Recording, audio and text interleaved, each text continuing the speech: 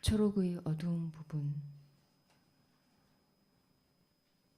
빛이 나뭇잎에 닿을 때 나뭇잎의 뒷면은 밝아지는 걸까?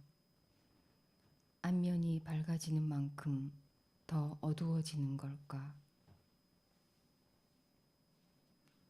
깊은 어둠으로 가기까지의 그 수많은 초록의 계단들에 나는 늘 매혹당했다. 초록이 뭉쳐지고 풀어지고 서늘해지고 미지근해지고 타오르고 사그라들고 번지고 야위는 길이 휘어지는 숲가에 긴 나무 의자가 놓여 있고 우리는 거기 앉았다. 고도를 기다리는 두 사람처럼. 긴 의자 앞으로 초록의 거대한 상령관이 펼쳐졌다. 초록의 음영과 농도는 첼로의 음계처럼 높아지고 다시 낮아졌다. 녹색의 감정에는 왜 늘 검정이 섞여 있는 걸까? 저 연두빛 어둑함과 으스름한 초록 사이, 여름이 계속되는 동안 알 수 없는 마음들이 신경성 위험을 앓고 있다. 노랑에서 검정까지 초록의 굴진을 돕는 열기와 습도로 숲은 팽창하고 긴 장마로 초록의 색상표는 완벽한 서사를 갖게 되었다. 검은 초록과 연두가 섞여 있는 숲의 감정은 우레아 포구의 숲의 나무들이 한 덩어리로 보이는 것처럼 흐릿하고 모호하다.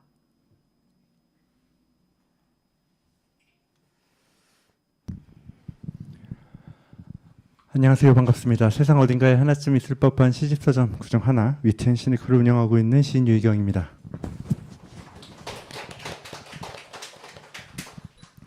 제가 결코 깨지지 않을 거의 이건 이론이긴 하지만 확신을 가지고 이건 이론이 아니라 사실이다라고 믿고 있는 것 중에 하나가 뭐냐면요. 시의 독자는 시인을 닮는다 하는 겁니다. 네, 여기 계신 분들 상당히 조영민 선생님 같이 일단 딱 문이 열리자마자 다 뒤로 앉았고요. 그다음에 박수도 이렇게 조용히 쳐주실 줄이야. 다시 한 번 좀 세게 쳐주십시오.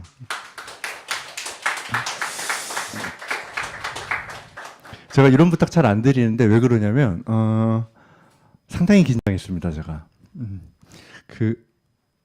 어렵죠. 대선배님이시기도 하고 존경하는 선생님이시기도 하셔서 그리고 네, 아무튼 어렵습니다. 그래서 태어난 척 하려고 지금 가진 애를 쓰고 있고요. 그럼에도 불구하고 계속 몸을 움직인다든가 어쩔 줄 몰라 한다든가 그러고 있습니다. 네. 그래도 앞으로 진행을 위해서 계속 태어난 척 해보도록 하겠습니다. 먼저 근황을 좀 여쭤보려고 해요. 코로나 시기 지나서 새로운 시집을 탈고하시고 출간을 하셨는데 요즘은 어떻게 지내시는지 위트앤 시니컬 독자분들과는 사실 처음이신데 섞어서 같이 인사를 좀 해주시면 감사하겠습니다. 먼저 제가 낭독회를 앞두고 목감기에 걸려버렸습니다. 좀 더 좋은 목소리를 들려드려야 될 텐데 안타깝고요. 듣기에 혹시 불편하시더라도 조금만 이해해 주시면 감사하겠습니다. 시집 내고 어수선하게 좀 지냈던 것 같아요. 한 달이 금방 훌쩍 지나갔네요. 벌써 한 달이 됐는데 2024년 새해 들면서 이제 출간할 시집 원고를 보게 됐어요. 교정을. 새해 이제 처음 1월에 뭔가 시작한다는 게 의미 있잖아요. 그래서 1월에 시집 원고 교정을 본다는 게 정말 좋았고, 그 사이에 이른 봄과 또 2월, 3월이 지나고 이제 4월 말에 원래 시집 출간이 예정돼 있었는데 조금 한 열흘 정도 늦어서 5월 이제 중순에 나오게 되고, 시집 출간하고 나서 가까운 뭐 동료, 선후배들에게 몇 차례 우체국 가서 뭐 시집 발송하고, 또 발송하면 꼭 돌아오는 시집들이 있어요. 슬프게도. 예.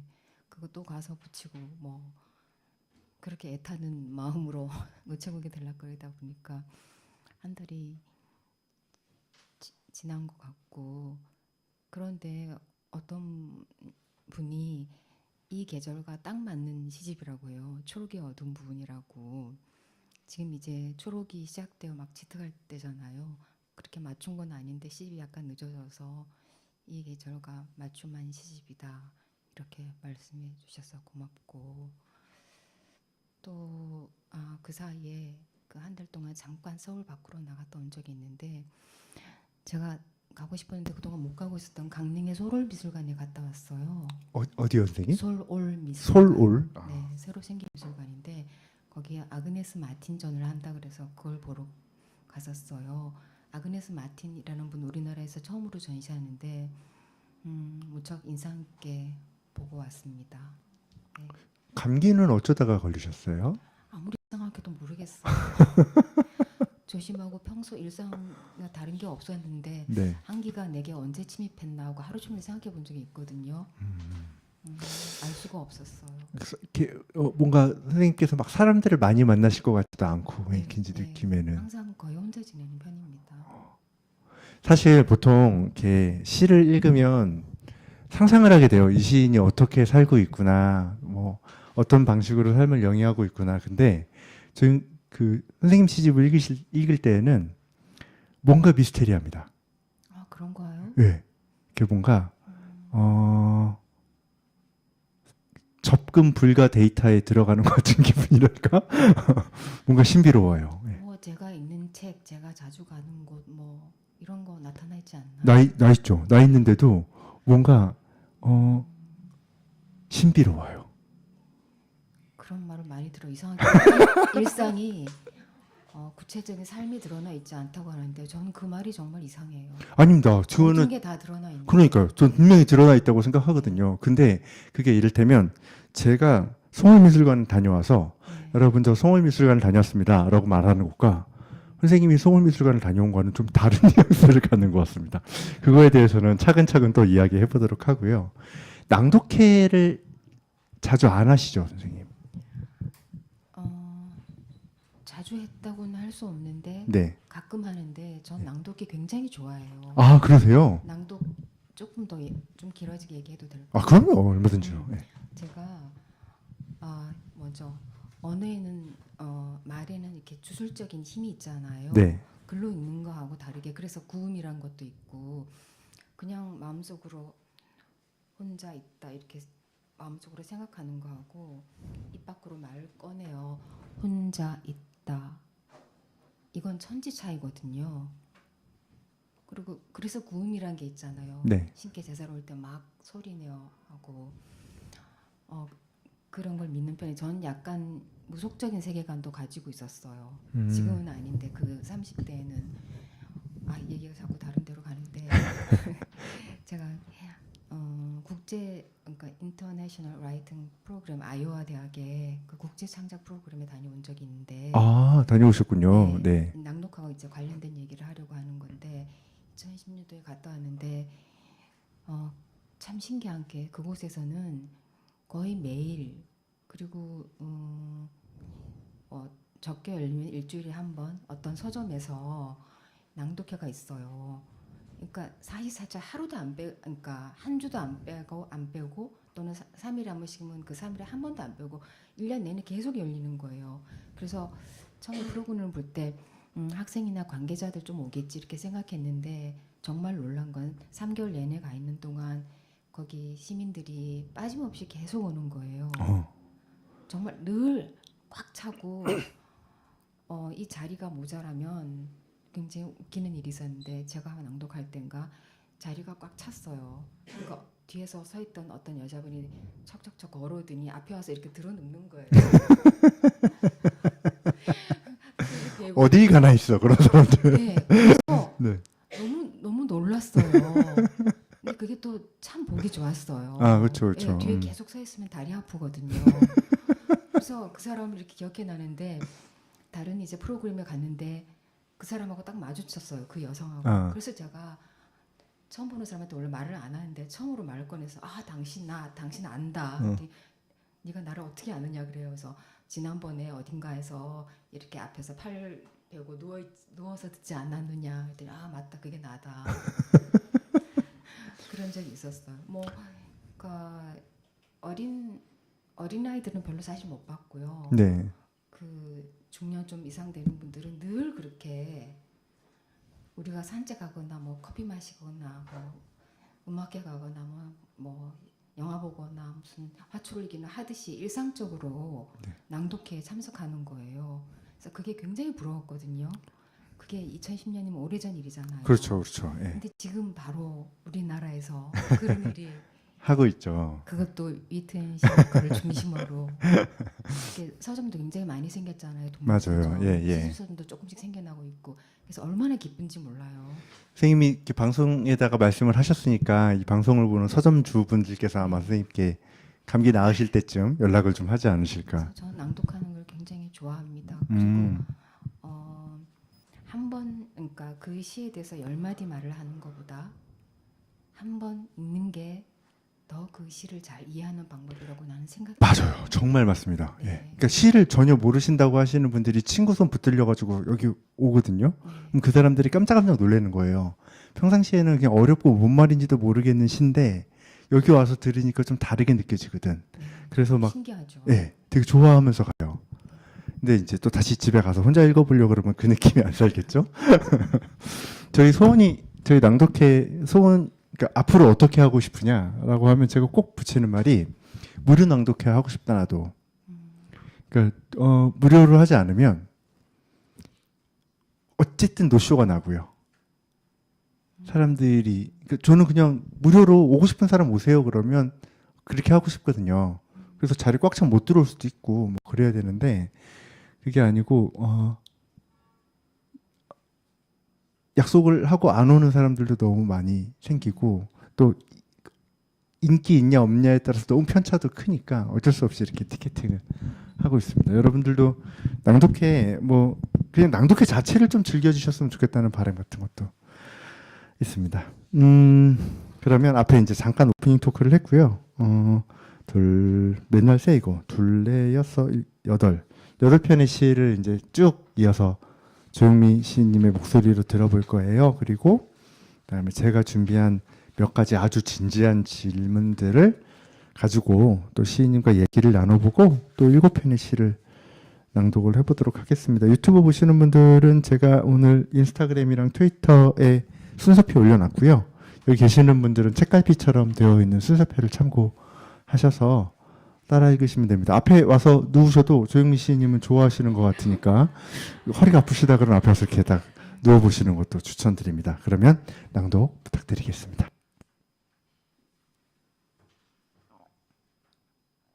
노란색에 대한 실감. 이 울렁거림과 편두통은 저 나무가 오늘 너무 고요하기 때문일까? 당신이 언제나 규칙적이어서 내 말에 깊은 이해 없이 섣부른 답을 해서 세상이 시끄러워서는 아니다. 변종 바이러스 때문은 더욱 아니다. 왼쪽 뒤통수 끝부분은 내 머리의 한 부분이 아닌 것 같다. 긴 바늘을 찔러 넣을 때만 내 것이 된다. 갑자기 까마귀 떼가 우르르 나타나 이 도시를 휘저으며 날아다녀도 이상하지 않다. 큰부리 까마귀가 왼쪽 머리 끝부분을 쪼아 먹어도 안 아플 것 같다. 소리가 있을 테니까, 비명이 없을 테니까, 검은색과 소리는 섞일 테니까. 오로지 두통이라는 세목에 근거하여 인간을 이해하고 싶은 밤이다. 죽다나가 바람에 흔들리면서 노란색이 마구 번진다. 저것도 영영 아름답지는 않구나. 머리가 잘게 쪼개어지며 보는 노란색들이 울렁거린다. 두통은 나 대신 색채를 뚜렷하게 실감한다.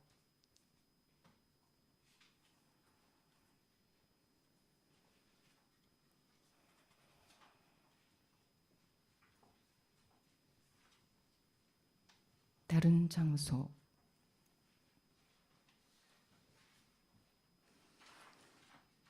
머위는 나의 탄생화. 꽃봉오리를 그늘에서 말리면 기침약이 된다. 다른 장소를 걸을 때마다 각각 다른 것들이 기다리고 있었다. 중력이 공간을 휘게 하는 것처럼 당신이 나의 세계를 변화시켰다. 페트병에 표백제와 물을 채워 1리터의 햇빛을 만드는 간절함이 창을 휘게 만든다. 언제나 생백의 달이 가장 밝아 보이는 건 막 시작된 사라지려는 의지의 가열함 때문이다. 우주에 갇혀 사라지고 있는 빛처럼 우리는 희미해지고 태산목은 갈색 털이 많고 높은 흰색 향기를 준다. 다른 장소에 도착할 때마다 각각 다른 감각이 필요하다.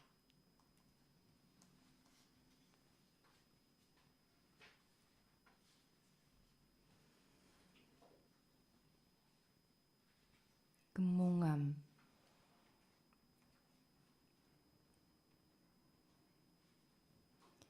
이곳의 들숨과 날숨, 이곳의 밀물과 썰물,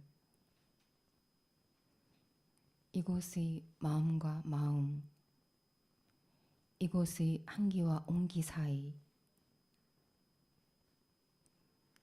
또 어디에 내가 자주 머물렀더라.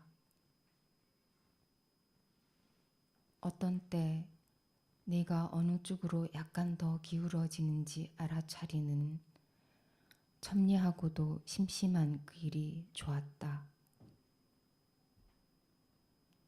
금몽암에 들어 파초잎에 시를 쓴다. 잠을 잘 수도 꿈을 꿀 수도 없다면 이 별은 전생이 분명하니 그만 건너뛰기로 한다. 무수히 많은 곳에서 무수히 많은 욕망과 아름다움이 잠복해 있다 우리를 다치게 한다. 금몽암에 들러 알록달록한 다알리아를 꺾어 다음 생을 준비한다. 다친 자국마다 죽은 사람들이 몸에서처럼 하얗게 꽃이 파고들었다. 다알리아는 혼처럼 나를 대한다.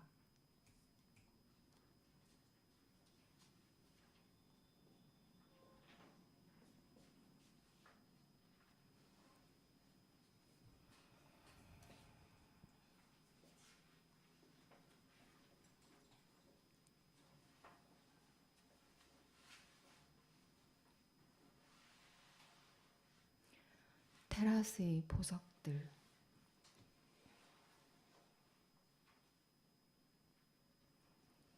보고 있는 것을 생각으로 옮기지 않을 수 있을 때 강력한 내면을 가지게 되는 걸까? 겨울은 기억의 잔상으로 채워지는 침묵을 통과하고 있다. 비유가 가장 긴 봄을 감당하길 바라는 것. 봄 뒤에 겨울이 다시 오는 것을 견디는 것. 말한 것을 생각으로 옮기지 않을 수 있을 때 유연한 내면을 가지게 된다.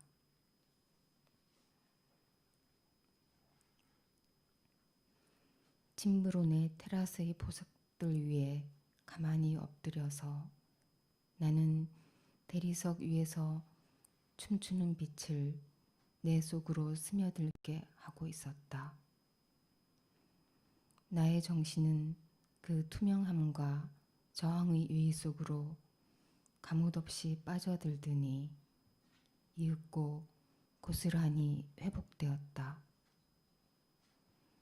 나는 모든 지성을 혼미하게 만드는 바로 그 장관에 내가 참여하고 있다는 느낌을 받았다. 어떤 탄생은 나 자신의 탄생을 목격하는 느낌이었다. 그는 무엇을 획득했을까? 1924년에 그가 내 앞에 있었는데 나는 그걸 기억하지 못했고 테라스에 도착한 그 순간부터 나는 다른 방식으로 존재하기 시작했고 무언가 획득했다. 이 문장을 읽은 25년 전에 나는 2015년 9월 그 장소에 가게 되고 돌아와 무언가 쓰게 된다. 그 다음 2022년 이 세 가지 사실을 알게 된다. 밑줄을 그어놓은 문장은 처음 읽는 것 같고 내가 쓴 것 같고 그는 햇빛이 춤추듯 일렁이는 날 테라스에 갔다. 눈에 선하다는 말을 떠올려 본다. 그 뒤에 겨울이 다시 온다. 생각은 야수와 같다. 쓰면서 잡아먹히는 줄도 모른다. 입안으로 들어가면 유액이 천천히 흘러나오는 기이하고 커다란 세계가 기다리고 있다. 그 세계가 우리를 신비한 아름다움과 연결해준다. 비밀 없이는 아름다움도 없다는 것을 알게 해준다.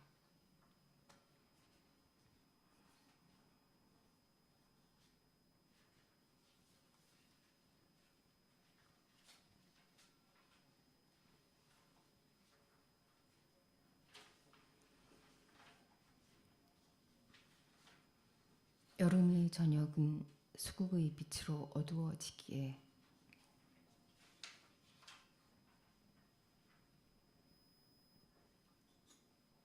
수국이 비를 몰고 온다.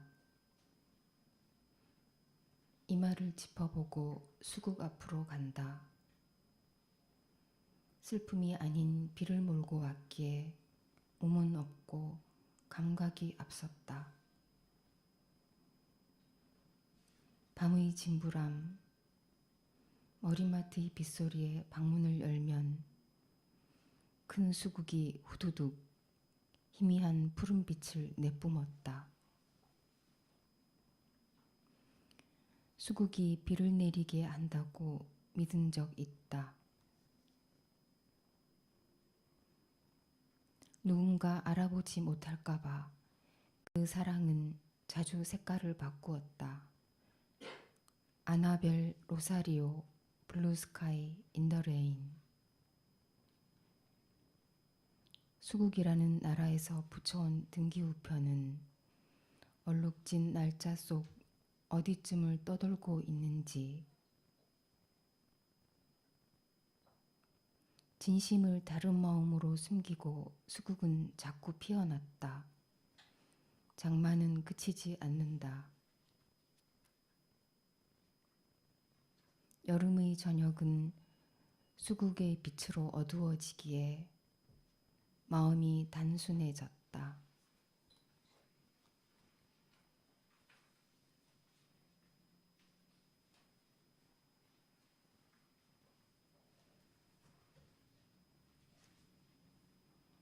격벽.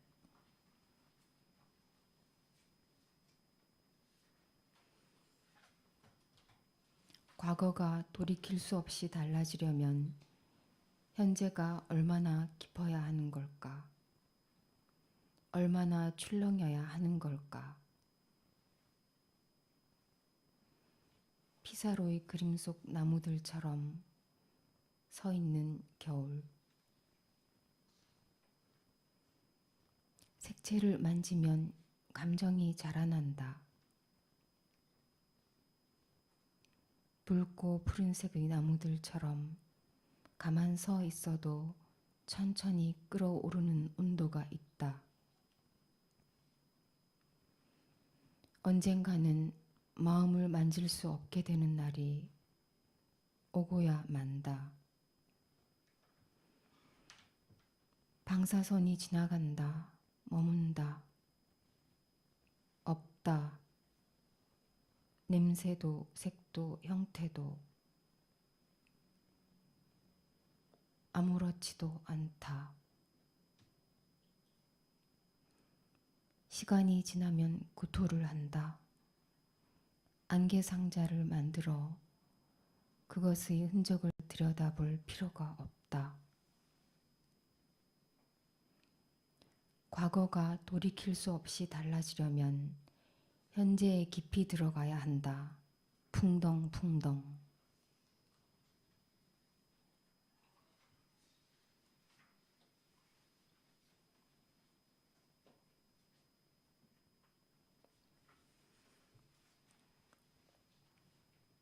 식물의 기분.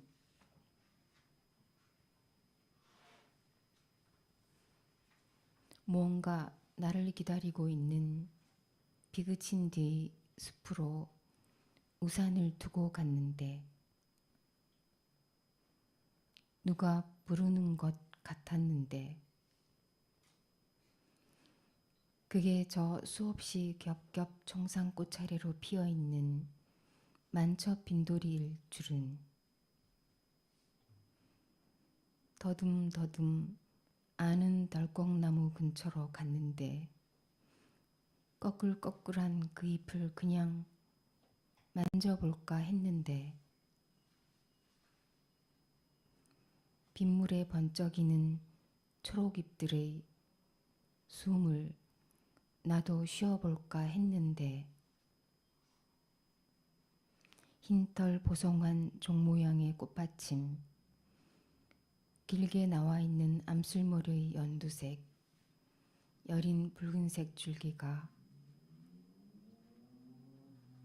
이제 마주보는 얼굴이 되었다.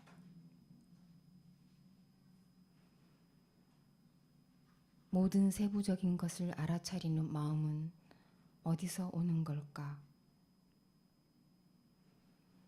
나뭇가지 아래 들어 흰 꽃들을 올려다본 순간 속눈썹에 빗물이 떨어졌는데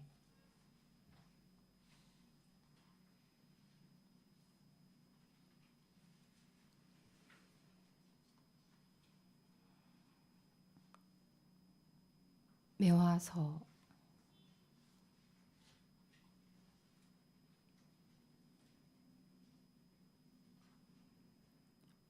몰라보게 수척해졌다. 여러 해 먼 길 찾아와 그 아래 서 있다 돌아오곤 했던 한 그루 매화나무. 멀리서 보기에도 야위었다.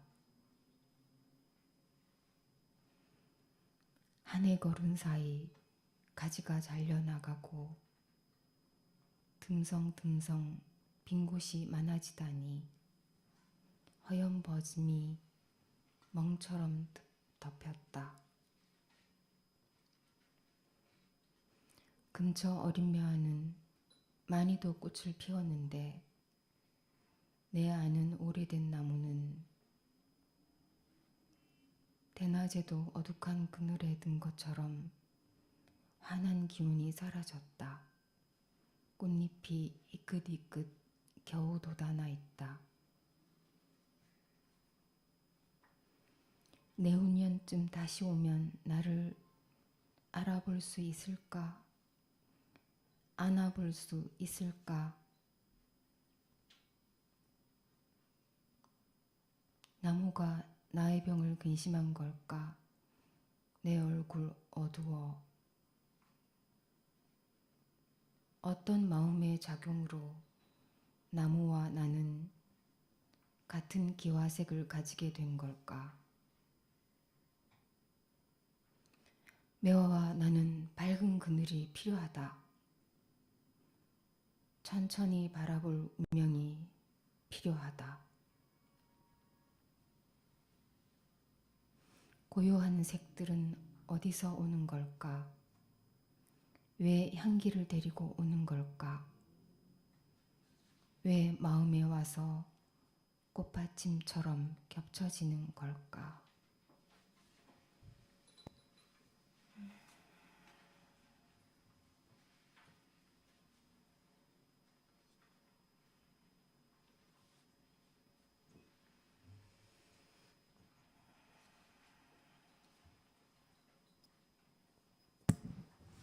아, 이 침묵을 깨고 싶지 않네요. 좀 춥지 않으세요? 괜찮으십니까? 좀 추우세요? 괜찮으세요? 아니, 추우면 그 에어컨 좀 높여달라고. 경아 씨 혹시 방송 듣고 계시면 조금만 에어컨 온도 올려주시면 감사하겠습니다. 저 이제 에어컨 펌프라고 하는데 저게 갑자기 도중에 윙 하고 돌 때가 있어요. 그런데 시 집중을 하고 있다 보면 깜짝 놀라거든요. 깜짝 딱 놀라가지고 보니까 여러분들도 다 깜짝 놀라신 거예요. 그만큼 다 몰두하고 있는 게 느껴져서 좋았습니다. 자, 질문을 제가 몇 가지 드렸는데 사실 질문 드리면서 엄청 뭐랄까 쫄았습니다. 함부로 말하기가 너무 어려워서. 근데 그냥 용감하게 뭐 할 수밖에 없었습니다. 혹시 뭔가 불편하지 않으셨기를 바랍니다. 저는 선생님 시인님 시를 읽을 때 편차를 못 느꼈어요. 그러니까 확 이렇게 올라갔다가 어떤 거는 좀 안 되는 시도 있고 막 그렇게 보이는 것들이 일반적인 경우인데 정말 꾸준히 밀고 나가신다고 생각을 하거든요. 그래서 어떤 루틴이라든가 꼭 시를 쓸 때 꼭 지켜가시는 것들이 있을 거라고 생각합니다. 제가 제일 궁금한 건 왠지 여행을 안 좋아하실 것 같은데 근데 시를 보면 여행을 참 많이 가시는 것 같거든요. 그럼 여행을 좋아하시는 건가? 이런 것도 궁금하고 식물을 키우실까? 이런 것도 궁금하고 그럼 아까 살짝 말씀해 주셨는데 전시를 애써 찾아가시는 것도 있겠구나. 그러니까 뭐랄까 판타지입니다. 조영미 시인님은 시를 지키기 위해서 일상을 꾸려가실 것 같은 느낌이 좀 들어서 아, 저한테는 약간 그런 판타지가 있습니다. 그래서 그런 얘기를 좀 듣고 싶었습니다. 예. 시를 쓰기 위해서 특별히 수행하는 일은 없어요. 그 사람이 일상이 시가 되는 거죠. 어, 예. 그리고 여행은 예전에는 30대에는 꽤 많이 다녔던 것 같아요. 좋아하셨어요? 좋아해서라고 말하기도 어렵고 싫어해서 다닐 수는 없겠지만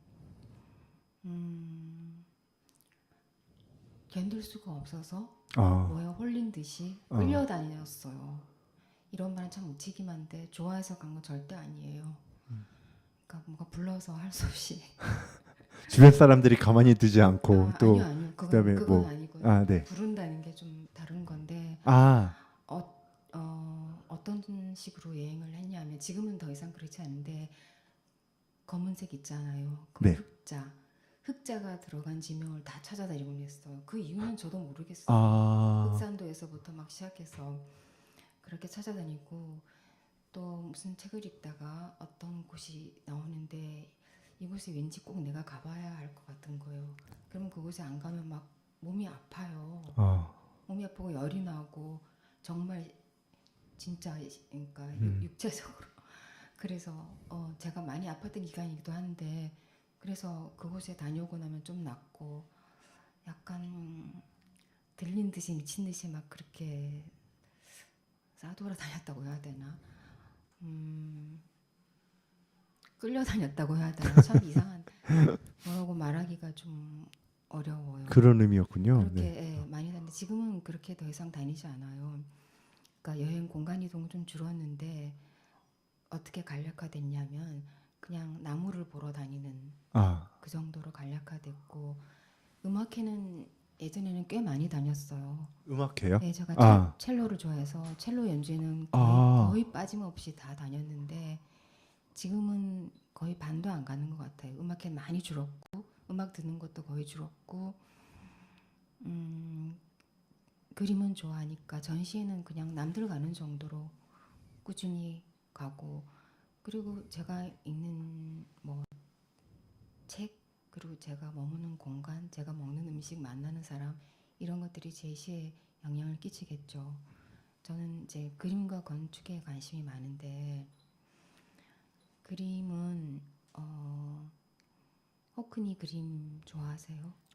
데이비드 네, 호크니. 뭐 시를 할 만한 구석이 별로 없다는 생각을 자주 하곤 합니다. 예. 사실 제가 좋아하는 그런 스타일의 그림은 아닌데 네. 호크니 그림을 보고 되게 놀란 적이 있어요. 오, 왜냐하면 그 사람 그림 중에 통나무가 이렇게 있고 길하고 흙을 표현했는데 그걸 보라색으로 표현했어요. 아, 네, 그런 걸 하죠. 예, 흔히는. 진한 보라색으로. 근데 너무 깜짝 놀랐는데 제가 자연 속에서 흙을 보라색으로 인지한 순간이 있었거든요. 분명히 흙인데 보라색으로 살아서 꿈틀거리는 거예요. 그래서 어, 그 순간을 잊을 수 없어서 내가 왜 이러지? 약간 건강이 안 좋은가? 보라색이 살아서 꿈틀거리는 거예요. 그래서 그런 경험을 했었는데 네, 데이비드 호크니 그림에서 똑같은 게 있는 거예요. 어, 그걸 보는 순간 얼마나 기뻤는지 몰라요. 동질성. 그러니까 그런 같은 감각을 발견하게 되면 굉장히 기쁘잖아요. 아, 네, 네, 네, 네, 네. 그런 적이 있었고 또 만약에 내가 그림을 그린다면 어떤 그림을 그릴까 이렇게 상상해 보니까 나는 마크 로스코 같은 그림을 그리고 있을 것 같은 거예요. 어, 딱 보자마자 만약에 내가 그림을 그렸으면 평생 나도 이 사람처럼 그렸을 것이다 이렇게 생각됐어요. 그 제가 아그네스 마틴 전 소를 미술관에 봤다 그랬잖아요. 네, 그 아그네스 마틴은 선을 계속 평생 그렸는데 선으로 분할된 걸 엄청 로스코가 집요한 그림이네요. 네네. 네, 네. 근데 거의 다 이제 흰색이에요. 어, 백색에. 근데 로스코는 컬러감이 있는 그림을 그리지만 계속 사각형을 그리잖아요. 네, 그렇죠. 네. 제가 보기엔 그 두 사람 다 같은 걸 추구하고 있는 거예요. 음, 그래서 갈문까지 간 걸음이 헛되지 않았다 이렇게 생각됐습니다. 네. 어떤 그림을 상상하시면 되냐면 계속 오목판을 그립니다. 네? 오목 뭔가 선을 계속 긋고 있어요. 예. 네, 이게 선도 종류가 다양하네요. 그러니까 지금 바둑판처럼 보고 있는 격자, 거예요. 예, 맞아요, 살짝, 맞아요. 예. 격자를 보고 있거나 멀리서 격자를 보면 그냥 흰색인데 들어가서 보면 뭔가, 굉장히 뭔가 다양한데 세밀하게 뭔가 되어 있네요. 평생 그 그림을 그렸어요. 근데 그게 제가 아까 그랬잖아요. 그러니까 제가 그 시인님의 시를 읽을 때 이거 어렵네요. 선생님이라고 편하게 말하겠습니다. 그냥 저 네네. 선생님 시를 읽을 때 느끼는 그 신비와 여기와 좀 다른 단차를 가지고 있는 다른 세계를 느끼는데 그게 왜 그러냐면 그 세밀함 때문이거든요. 그러니까 똑같은 형식으로 보이는데 들어갈 때 엄청나게 세밀해요. 어떤 부분에 있어서 시가 전체가 다 세밀하지 않더라도 읽고 나면 되게 세밀한 것들이 남아서 제가 그런 생각을 하곤 하거든요. 어쩌면 시로 그런 작업을 하고 계실 수도 있겠다는 생각이 듭니다. 근데 아까 여행이랑 음악회가 줄었다고 했잖아요, 네. 선생님. 그러면 뭐가 빈자리를 채웠나요? 어떤 게? 가만히 앉아 있는 거예요. 가만히 앉아 있는 거예요? 네, 그 시간이 많이 늘어났어요. 아, 창앞에 옛날엔 그렇게 옛날에도 생각해 보니까 마찬가지였네요. 하지만 실제적으로 그런 시간이 많이 주어지진 않았는데 지금은 집중적으로 가만히 앉아서 생각을 안 하고 많이 앉아 있는 기술이 늘었다고 할까? 그것도 그냥 되지 않거든요. 온갖 그렇죠. 생각이 그렇죠. 나르거든요. 예. 생각을 좀 비우고 앉아 있을 수 있게 된 것 같아요. 아주 조금. 뭔가 평온해진 느낌이기도 하네요. 그거하고는 또 달라요. 아, 더 무서운 느낌이 들어요. 자기 자신한테. 나라는 존재가 정말 알 수 없잖아요. 그렇죠. 모르겠어요. 내가 누구인가 그거 탐구하면서 평생 살아야 할 것 같아요. 탐구의 과정이셨군요. 이번 시집 얘기로 잠깐 올라가서 이거 되게 이 질문이 되게 자신이 없는데 그냥 철저하게 제 느낌을 좀 따라갔는데 그 전까지 선생님 시 읽을 때마다 저는 이렇게 수묵화나 혹은 담채화 같은 느낌을 되게 진하게 받았습니다. 예전에 제가 선생님 시집을 편집한 적이 있었죠. 그때도 그런 느낌이 되게 진하게 들었어요. 기억의 행성요. 네, 그렇죠. 우리 정말 특별한 인연이죠. 그럼요, 어마어마한. 유경 시인이 네. 제 시집 기억의 행성의 책임 편집자였어요. 옛날에 2011년도에 부끄럽다. 굉장히 특별한 인연이 있습니다. 아까 저한테 어떤 분이 오셔가지고 자기 기억의 행성 때부터 너무 선생님 팬이었다고 저한테 얘기해 주시는 거예요. 네. 그래서 제가 제 입으로 차마 말 못했는데 선생님 말씀해 주셨군요. 근데 고마워하고 있어요. 아니 무슨 말씀이요. 근데 이번 시집에서는 좀 되게 강렬한 색들이 뜻밖으로 툭툭 튀어나올 때가 있다고 생각해요. 특히 붉은 계열의 빨간색 이런 것들이 팍 초록색도 그렇고요. 그걸 구체적으로 딱 언급을 하셔서 되게 강렬하게 드러내 주신다고 생각을 그런 느낌을 되게 받았어요. 그리고 감정적으로 훨씬 더 고양되어 가는 기분이었습니다. 그러니까 예전에는 어떤 잔잔한 끝에 페이드아웃 되는 거였다면 지금은 어느 순간에 되게 드라마틱하게 감정을 확 잡아채 올려주시는 것 같은 느낌도 제가 받았거든요. 근데 그 얘기를 박동욱 씨도 하더라고요. 박동욱 씨도 비슷한 방식으로 그 뒤에 해설을 쓴 박동욱 씨도 비슷한 방식으로 이야기를 하던데 이게 그냥 저의 착시인지 아니면 선생님의 의도인지 어쨌든 간에 어떤 변화가 되게 분명하게 느껴지는 것 같아서 그래서 혹시 그런 게 있는지 여쭤보고 싶었어요. 의도한 건 없지만 유경 시인이 하는 말이 무슨 말인지는 너무 잘 이해가 돼요. 어떤 질문인지는 알겠는데 저는 어릴 때부터 색채 감각이 좀 유별났어요. 그래서 미술 시간에 초등학교 때 선생님이 그림을 그리라고 이제 운동장에 나가서 1시간 그려오라고 숙제를 내주셨는데 그려가지고 검사를 받다가 저 손바닥 맞았어요. 선생님이요? 네.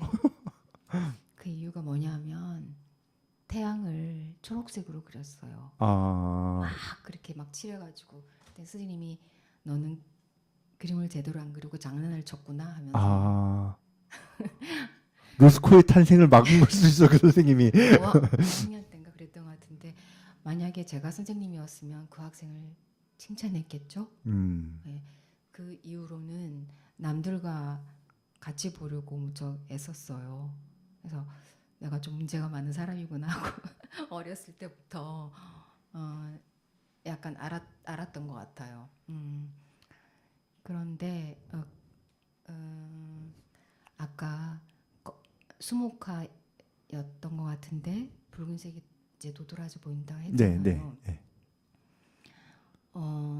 저는 이제 색채를 검은색에 대한 탐구에서부터 시작해서 흰색 그리고 뭐 분홍색, 초록색 을 거쳐서 더 세분화된 연두색까지 오게 된 것 같아요. 아, 그런데 사실 제가 가장 가닿고 싶은 어떤 곳은 무채색의 세계예요. 그러니까 색채마다 그 색채가 가진 고유성이 있는데 흰색의 뭐 절대성 그리고 검은색의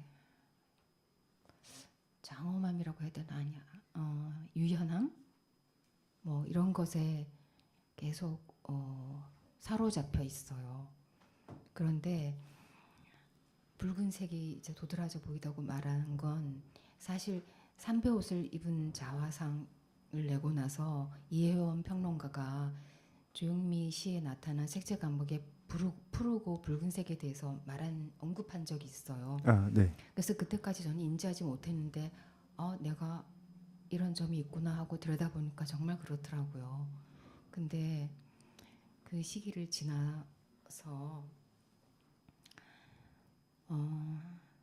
지금은 아무튼 이번 시집엔 좀 더 세분화돼서 섬세하게 다른 색채들을 많이 들여다보았는데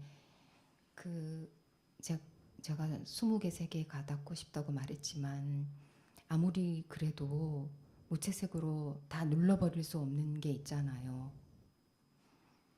용암처럼 억제하고 덮어버려도 용암처럼 솟아오르는 게 있단 말이에요. 뜨겁게 끓어오르는 게. 그런 내면이 있어서 결국은 그런 지점을 시로 표현하게 되는 것 같고 또 뭐였죠 질문이?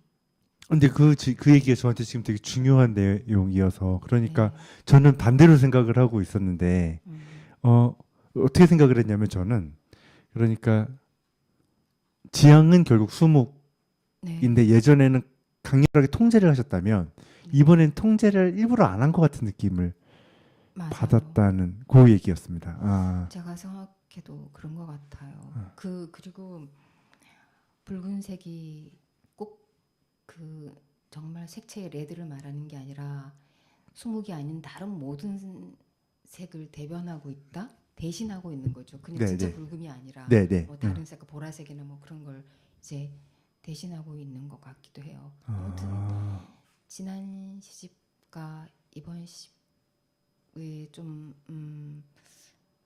다른 점이 있다면 그 사이에 시적으로 좀 더 색채 감각을 구축하게 된 것 같다. 돌이켜 보니까 네, 네. 그런 생각이 드는 것 같아요. 되게 중요한 얘기를 들은 것 같아서 저는 끝나고 이걸 다시 한번 좀 돌려서 들어봐야 될 것 같다는 생각. 그리고 네, 그 유채색들을 내가 그러니까 검은색들이 아닌 붉고 푸른 뭐 이런 색들을 자꾸 말하게 되는 게 자연하고도 관계되는 것 같아요. 아, 자연은 색채로 우리를 압도하잖아요. 그렇죠. 네. 네. 자연이 자연을 보면 색채감을 느끼지 않을 수가 없는데 자연은 사실 만물의 존재론적 근거이자 삶의 윤리적 근거이기도 하잖아요. 자연을 떠나서는 아무것도 할 수 없고 우리가 자연 자체도 중요하지만 자연을 통해서 깨달음을 얻고 배우고 또 뭐 철학적인 그런 경지에까지 다다르기도 하잖아요. 네. 그래서 자연 속에서 보는 색채를 통해서 나를 좀 더 알아가고 세계를 좀 더 깊이 뭐 이해한다. 그래서 그런 색을 쓰게 된 게 아닐까 이런 생각이 들어요. 어, 전통적 서정시라는 표현이 가능하다면 전통적 서정시의 한 정점으로 가고 계신다는 생각이 들리는데 느껴지는데 이게 제가 느끼는 게 이건 저의 느낌입니다. 시인께서는 시를 살고 있다고 저는 자꾸 보고 생각을 하거든요. 그런 점에서 되게 뭐랄까 좋아해요. 그래서 되게 좋아하는데 이 질문하면 모든 시인들한테 욕을 먹곤 합니다. 그래서 조영민 시인님께 시란 무엇입니까? 재훈이 형, 그 이재훈이 형한테 제가 이 질문했다가 마이크로 맞을 뻔했습니다, 진짜. 뭐 우리가 그런 청탁 가끔 받잖아요. 네. 문예에서 특집으로. 네, 그럼 차근차근 생각하면 이렇게 많이 쓸 수 있는데 이렇게 이런 자리에서 탁 물으면 이제 가슴이 답답해요. 이제 뭐 앞이 캄캄해지고 아무것도 생각이 안 나는데 뭐 장난스럽게 말해서 언어로 그리는 그림 좀 될까요? 그냥 이건 그냥 한 말이고 아, 그냥 시가 무엇이다 이렇게 말하자면 미적 직관과 삶에 대한 사유다 이렇게 대답을 하곤 했어요. 네. 그 다른 말로 하자면 감각과 사유 이렇게 말할 수 있을 텐데 감각과 사유 사이에서 균형을 잡는 일이 되게 중요한 것 같아요. 그래서 삼백옷을 입은 자화상 그쯤까지는 제시가 약간 사유 쪽으로 기울어져 있었어요.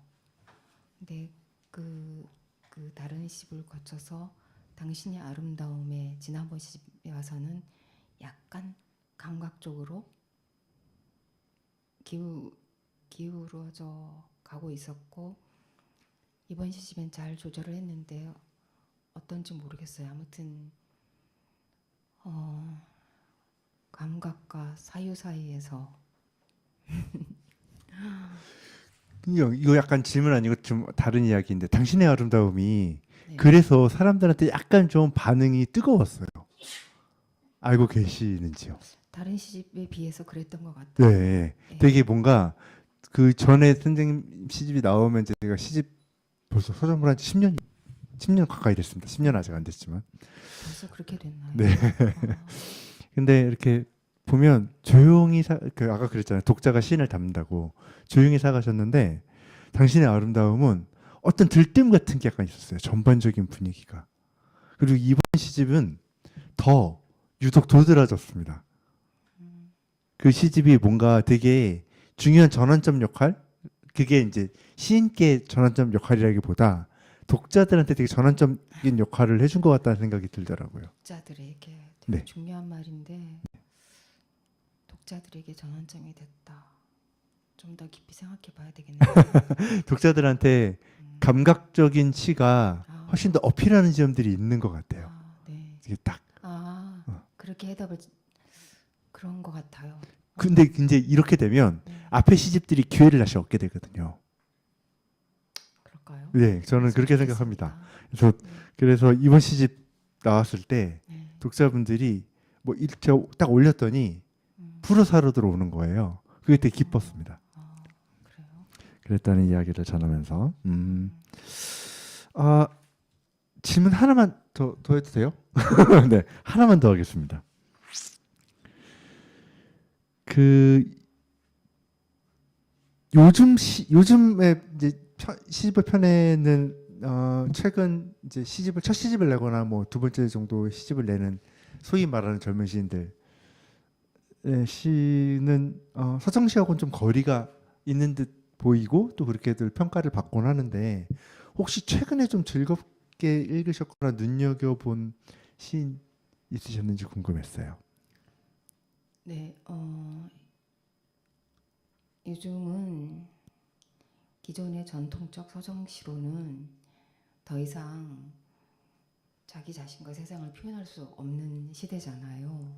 그렇게도 그 시가 네. 산문화되고 길어지는 것도 필연적이라고 생각해요. 네. 그래서 내용이 달라지면 형식이 당연히 달라져야 되겠죠. 근데 형식만 달라져서 될 문제가 아니고 그 내용이 달라져야 되는데 형식이 달라지기 위해서는 형식이 달라진다고 세상이 달라지는 건 아니잖아요. 그렇죠. 네. 언어가 달라져야 세상이 달라지는 거잖아요. 그렇네요. 네, 네, 중요한 맞습니다. 건 항상 언어인 것 같아요. 네. 그리고 눈여겨본 몇몇 시인들이 있기는 한데 저는 변혜지와 최지은의 첫 시집을 인상 깊게 읽었어요. 어떻게? 왜요? 아니 왠지 들어왔다. 아니 아까 최지은 시인 있었는데요. 아, 그랬어요? 아니 근데 저는 선생님 불편하실까봐 모르시는데 또 괜히 인사시키면 그럴까봐 얘기를 안 했는데. 최근에 산문집도 나온 것 같은데. 네. 네. 아 제가 실수했네요. 첫 시집이 참 좋았어요. 네. 네. 최진이 첫 시집 좋죠. 네. 변혜지. 변혜지 시집도 저는 처음에 약간 오해를 했는데 네. 읽을수록 좋더라고요. 네. 변혜지 시. 그 아, 백이 네. 너무 좋고 좋더라고요. 최지은의 담담한 듯한 그 쓰라림 뭐 이런 것도 네. 굉장히 좋죠. 좋았어요. 네. 저희 서점에 판매하고 있으니까 가시는 길에 한 곳이. 제가 이런 딱지 붙여도 화내진 않으시겠죠, 선생님? 조용미 추천 이렇게. 네. 그런데 질문 중에 하나 안 한 게 있어요. 어떤 거요, 선생님? 근데 대답을 되게 하고 싶은 질문인데 특별히 창작 과정을 거친 저 이거 괜히 불편하실까봐 안 했는데 그럼 질문하겠습니다. 네. 이따금 쓸 때 보면 내가 쓴 것 같지 않게 다른 시가 나올 때도 있고 뭐 그게 표면적으로 드러날 때도 있고 나만 알 때도 있는데 근데 그때 이 시가 맞나 하는 불안한 감각은 누구나 있는 것 같아요. 이걸 펴내도 되는지 책에 실어도 되는지 이번 시집이 혹시 그런 남다른 과정으로 창작된 시가 있는지 있다면 어떤 시인지 배경도 좀 말씀해 주실 수 있으면 좋겠습니다. 네. 뭔가 짜고 치는 고스톱 같네요. 네. 아까 테라스의 보석들 읽었잖아요. 테라스의 보석. 네네네네. 그러니까, 몇 번이었지? 예, 김시. 예, 곧 읽게 될 나의 뒷모습하고 테라스의 보석들 그리고 침묵사제 뭐 이 정도 되겠는데 이번 시집에 나의 뒷모습은 그 덴마크의 화가 비렐름 한메르쉐이 혹시 아나요? 처음 그 한메르쉐이의 모릅니다. 한메르쉐이. 그림들을 보다가 제가 영감을 받아서 쓰게 된 시예요. 한메르쉐이의 그림들을 보면 여성들이 뒷모습으로 서 있는 그림이 굉장히 많아요. 이렇게 창가나 어둑한 실내에 서 있는 뒷모습이 많은데 그 그림이 좋아서 그의 그림을 모두 다 이제 훑어봤는데 그 이유가 그 뒷모습으로 서 있는 여성들이 딱 봐도 아무리 봐도 저의 모습인 거예요. 반드시 이건 나다. 누가 나를 그리지 않았나 이런 생각이 들었어요. 상당히 여러 뒷모습이 있는데 여러분들 나중에 한메르쇼이 그림을 보면 어떤 게 조용미 선생 시인이 자기 뒷모습이라고 생각했을까 한번 해보십시오. 그 보면 이 모습인가? 고, 공간과 빛이 상호작용해서 빚어내는 아름다운 침묵 같은 게 있어요. 그 그림에. 그러네요. 예. 네.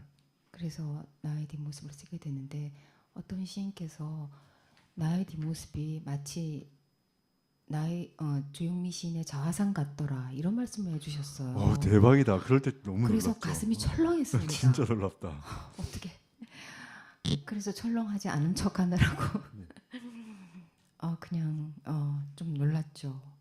그걸 읽어내신 굉장히 깊이 있게 시를 읽으셨구나 이렇게 그러니까 생각했습니다. 평론가들이 다 사기꾼은 아니에요.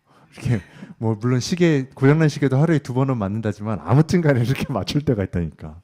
그리고 이 시는 이 그림을 보고 보면 완전 다르게 느껴지네요. 네, 그래서 밑에 줄을 달까 하다 사실 그거하고 또 상관없는 얘기라. 네, 그래서 그러니까 부재요, 부재. 폴메르 시 그 글을 안 하는 게 좋을 것 같아요. 네, 절대 예. 그래서는 안 될 것 같더라고요. 네, 네. 거기서 시작됐지만 내 얘기니까. 그리고 테라스의 포석들을 쓰게 된 건 혹시 당신의 아름다움이란 지난 시집에 무한의 테라스라는 시가 있었는데 기억해요? 그렇구나. 네. 음. 무한의 테라스라는 시는 그 이탈리아의 라벨로에 있는 빌라 침브론에 거기 있는 공중정원에 다녀와서 쓴 시예요. 근데 제가 갔을 때는 밑에 이제 굉장히 높은 절벽 비슷한데 그 테라스가 있고 그 밑에 이제 바다가 있다는데 제가 갔을 때는 안개가 잔뜩 끼어서 아무것도 볼 수 없었어요. 뿌옇게 안개만 있어서 거기서 한 바퀴 돌고 집으로 한국으로 돌아오면서 딱 어떤 한 단어가 떠올랐어요. 태허?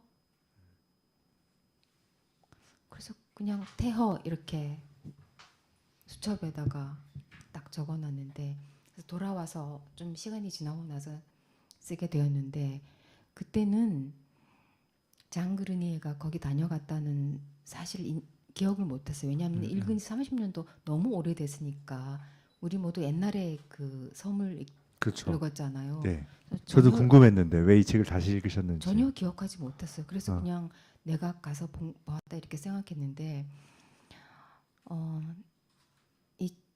그때가 2022년 2022년에 그러니까 어떤 책을 읽다가 거예요. 책을 읽다가 장그린의 이 책들을 다시 꺼내봐야 되겠다.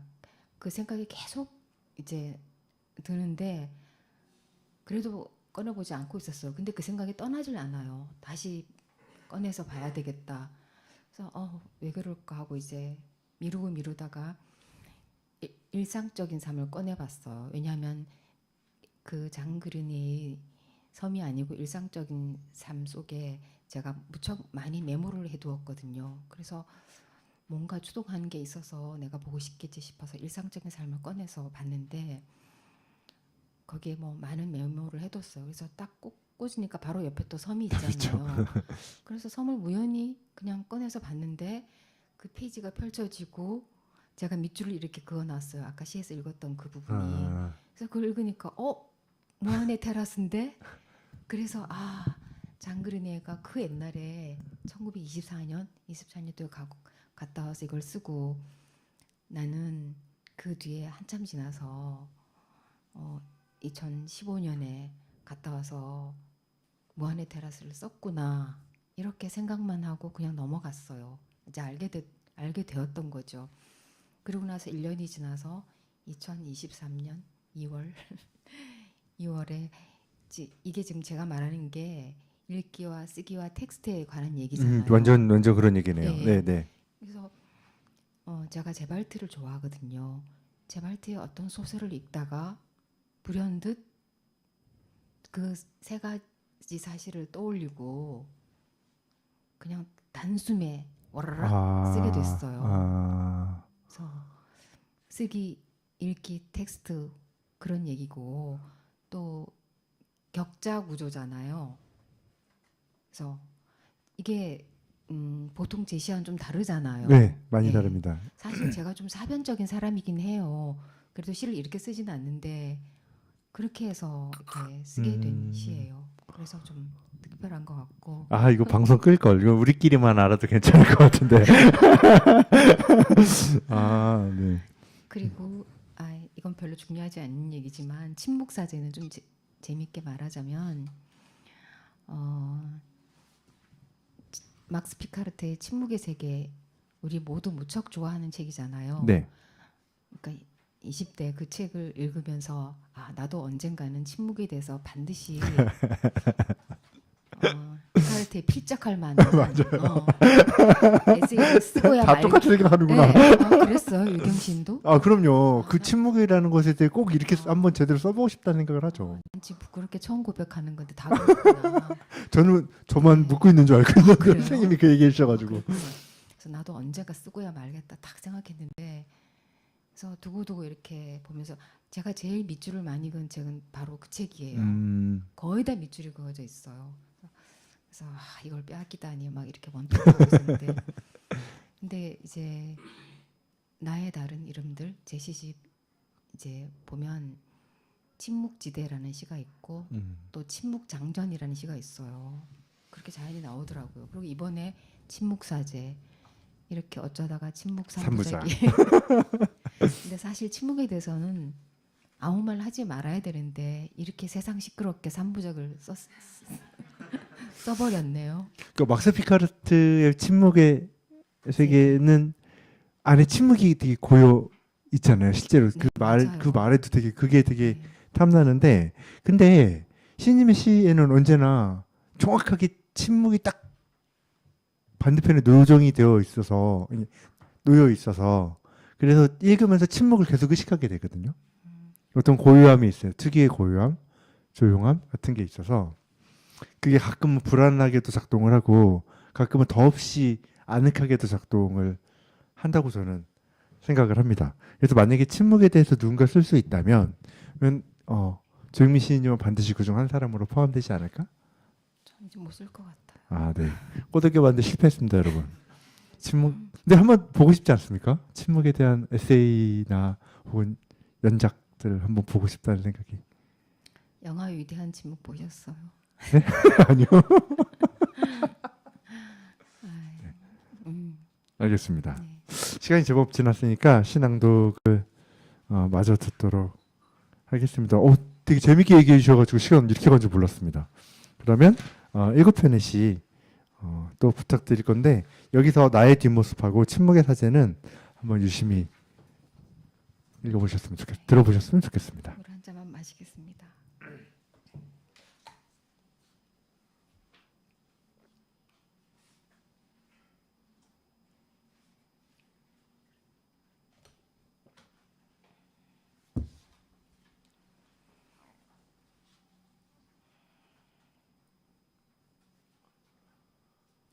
색채감.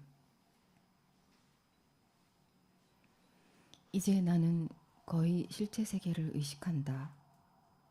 앞으로는 늘 빈틈없이라고 말하게 될지도 모르겠다.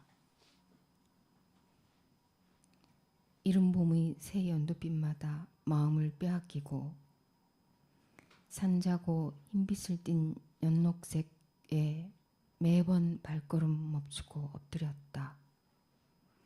푸른색은 항상 편해했고 초록색 크레용으로 태양을 그렸으며 검은색의 10년에 발을 들였고 에밀 놀데의 색채감에 매혹당했다.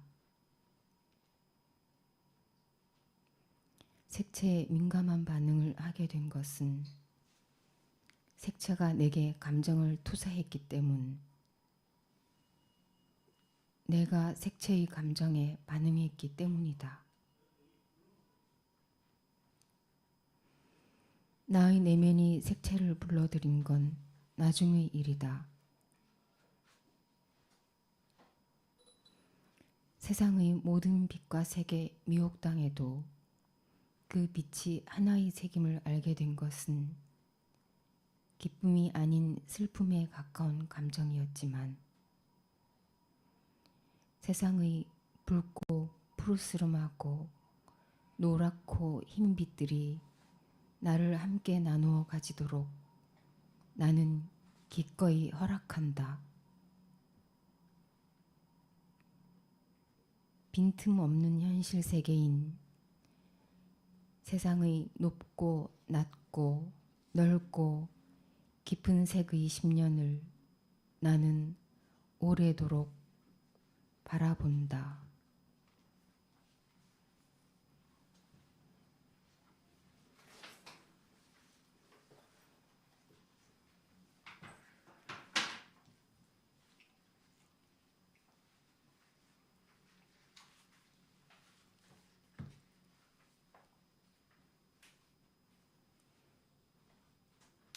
연두의 습관.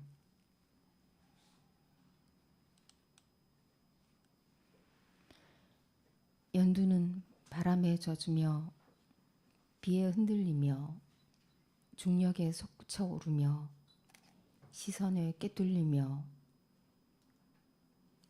녹색이 되어간다. 웅크렸다 풀리며 초록의 세계로 진입하는 견고함이다. 초여름 햇살이 개입하는 감정들이 차례차례 나뭇잎을 두드린다.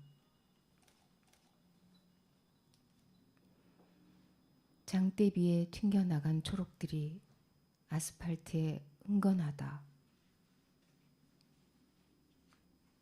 황금비가 쏟아진 수목은 그늘진 바닥에 신비한 노란 빛들이 꿈틀거린다.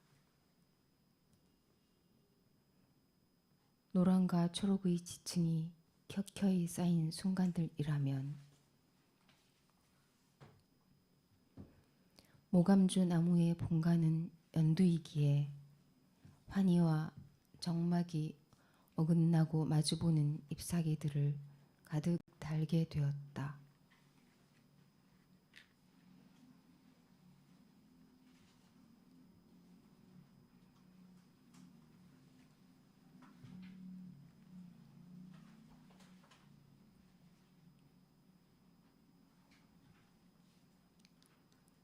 침묵사제.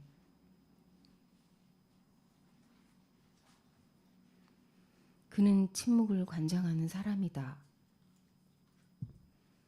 그의 일은 침묵을 세심하게 관리하기 쉽도록 분류해 두는 것이다. 그는 침묵을 장악하지는 못하더라도 관리할 수는 있다고 믿었다.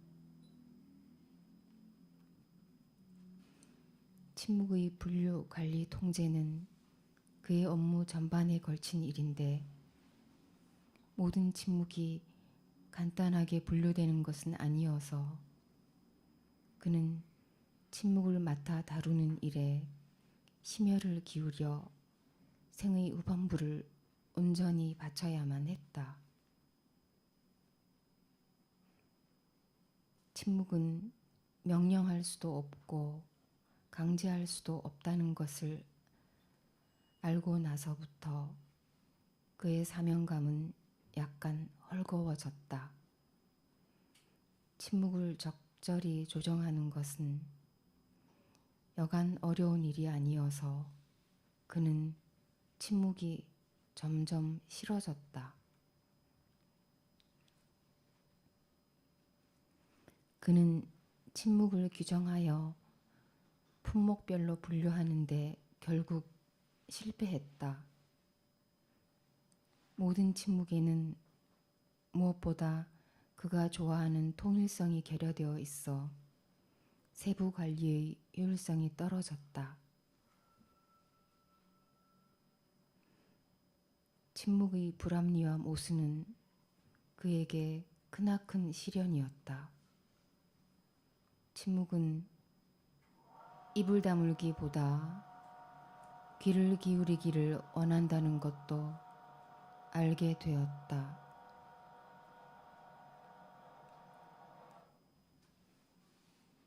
침묵을 관리하는 일은 무엇보다 완전한 침묵 속에서는 하기 어려운 일이었다.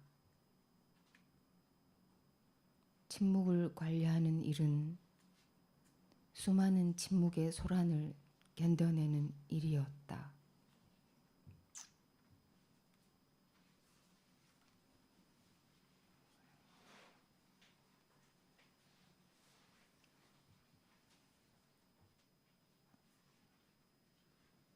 나의 뒷모습.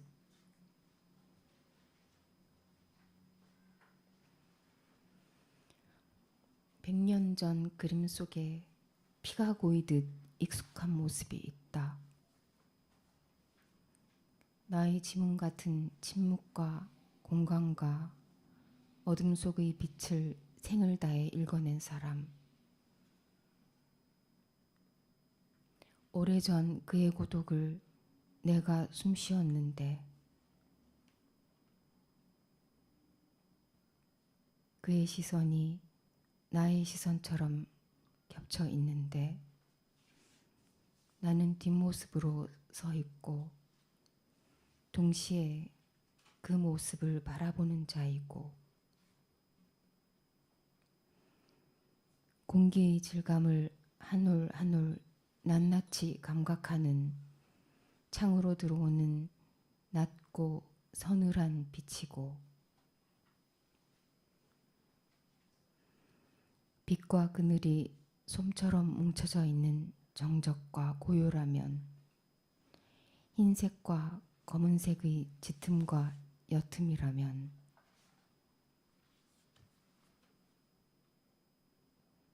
수없이 많은 내가 수없이 많은 곳에서 당신의 뒷모습을 어루만진 기억을 아직도 살아내고 있고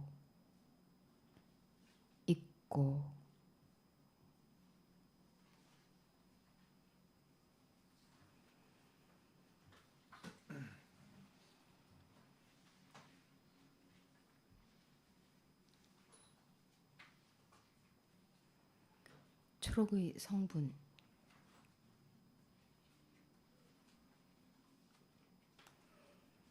높은 가지 흰 꽃들 뭉클뭉클한 저 아카시 나무로부터 7발자국. 깊은 초록을 꼭지점까지 끌어올린 나무의 박동은 내 심장 소리보다 낫다. 처음인 듯 저 꽃의 연락과 맞닥뜨린 나의 심장은 무겁게 뛰는데 향기에 덜컥 호흡이 가빠진 것인가. 숲의 가장자리를 뚫고 들어오는 빛의 뾰족한 줄기들이 나를 포위했다. 어둠과 빛의 무늬를 수없이 반복하는 페류 화석층 같은 긴 띠들.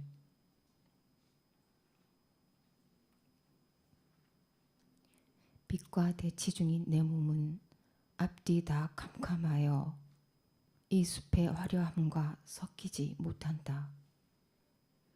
이 봄 초록의 성분은 왜 나의 고난보다 희미한가. 쏟아지려는 뜨거운 피를 지그시 누르며 나는 일어선다. 나무의 심장은 연약하다. 나는 내 무용한 뜨거움을 조금 덜어내어 나무에게 준다. 나누어 가질 수 없는 것을. 푸른 불도와의 머리가 하얗게 변해간다. 덜컥나무 흰 꽃들은 작은 침이 잔뜩 꽂혀있는 제 심장을 허옇게 뒤집어 보인다. 이 숲의 구조는 봄이 지나면서 내의 구조만큼이나 복잡해진다. 초록의 불안은 희미하여 숲에 든 사람의 영혼을 완전히 장악하지 못하였다.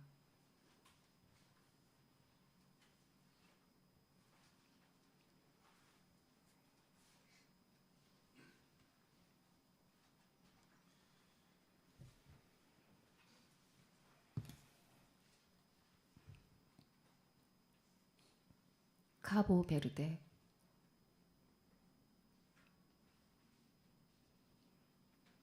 세자리아 에보라와 바우가 아니더라도 가보고 싶은 곳 카보베르데. 카보베르데라고 말해보면 이상하게도 손바닥에 슬그머니 녹색 파스텔이 묻어나는 것 같다. 카보베르데. 포르투갈에서 배를 타고 북대서양을 건너 그곳으로 가야지.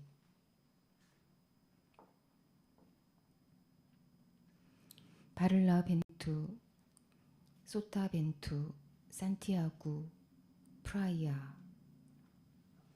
혼자는 아니고 누군가와 함께. 이번 생에서는 가지 않을지도 모르겠다. 가난과 바다뿐이어도 좋다. 파스텔을 사면 연두와 초록이 가장 먼저 달아 없어지곤 했지. 그땐 초록보다 푸른색을 더 좋아했는데도. 카보베르데. 녹색의 고질한 이름이 무척 마음에 들었다. 프라이아의 해변에서 무엇을 할지는 생각해 두지 않으려 한다. 그곳에선 시간이 멈춤 할 테니. 모르나와 파도를 들으며 영혼과 하루가 어떻게 다른지 감각해 봐야지. 다음 생까지 이 마음을 기억할 수 있을까? 누군가 사랑하는 이가 나타나면 큰 숨을 쉰 다음 먼저 이렇게 물어봐야겠다. 함께 카보베르데로 가겠어요?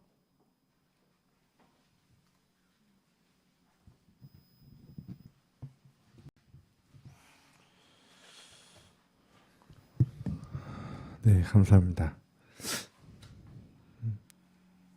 여기서 혹시 영혼과 하루가 영화 앙겔로플러스 영화의 영혼과 하루는 아니지? 아니에요. 아, 네. 네. 마이크를 돌리겠습니다. 근데 시간이 제법 지나가지고 어느 중간쯤엔 제가 끊을 수도 있는 점 미리 양해를 구하도록 하겠습니다. 무슨 얘기인지 모르시죠, 선생님? 갑자기 이게 무슨 소리일까? 예, 늦게 오셔가지고 모르실 수도 있는데 저희는 마이크를 돌립니다. 라고 아까 말씀을 드렸고요. 신께 혹시 하고 싶은 얘기 있으면은 하시고 없으면 옆으로 마이크를 패스해 주시면 됩니다. 아시겠죠? 안녕하세요. 오늘은 제가 여기 가끔 오거든요. 가끔 오는데 왜 가끔 오세요? 자주 오셔야지. 네, 자주 올게요. 이제 신앙독해 가끔 오는데 제가 지금 조금 떨려요. 왜냐하면 마이크를 처음 잡아본 게 오늘이 처음이라 맨 먼저 잡아본 게 제가 이 시집을 조금 읽다가 조금 심장이 약간 뭐라 그래야 돼? 약간 이렇게 박동이 조금 흔들릴 때가 약간 있었거든요. 왜 그러냐면 제가 식물을 굉장히 좋아하는데 이 책에 식물이 어마무시하게 많이 등장을 해요. 다른 시집보다. 제가 모이는 나의 탄생화 거기서부터 시인님은 봄에 태어나셨구나. 아니요, 11월 17일에 그래요? 탄생합니다. 네. 근데 모기가 왜 11월에 탄생하죠? 꽃은 봄에 피는데. 11월 17일. 그래가지고 저는 그 생각을 했거든요. 봄에 태어나셨구나 생각을 하고 이렇게 읽다가 보니까 이제 저는 식물을 좋아하고 이런 시집을 읽다가 식물 이름이 나오거나 하면 식물에 대한 어떤 내용이 나오면 굉장히 뭐라 그래야 돼? 약간 이렇게 조금 설레거든요. 나랑 비슷한 생각을 혹시 하고 계신가 이런 생각도 들고. 근데 이제 이렇게 읽다가 보면 덜꽁나무 같은 경우는 꺼끌꺼끌한 잎, 네, 그 느낌을 저는 알거든요. 그 꺼끌꺼끌한 느낌을 알고 또 뒤쪽에 가면 한 번 더 나와요. 꽃에 대해서. 네, 한 번 더 나오는데 침을 잔뜩 꽂은 채 하얗게 이렇게 뒤집어진 2번 나왔다는 것도 정확하게 알고 계세요. 네. 그 심장을 하얗게 뒤집었다 뭐 이런 표현을 하셨는데 제가 그걸 딱 읽는 순간에 그 꽃의 모양이랑 그 식구랑 너무 정확하게 맞아요. 그래서 와 깜짝 놀랐거든요. 이렇게 쭉 그러면서 읽다가 보니까 아무래도 시에 자꾸 관심 읽으면서 자꾸 식물 이름이 자꾸 이렇게 되더라고요. 뭐 참식나무 같은 경우에 그 꽃봉오리보다 열매보다 훨씬 더 신비스럽고 뭐 아름답다 이런 얘기. 저는 그 모습을 알기 때문에 그래서 이렇게 이 안에서 저도 식물을 많이 보다 보니까 색채에 굉장히 민감하거든요.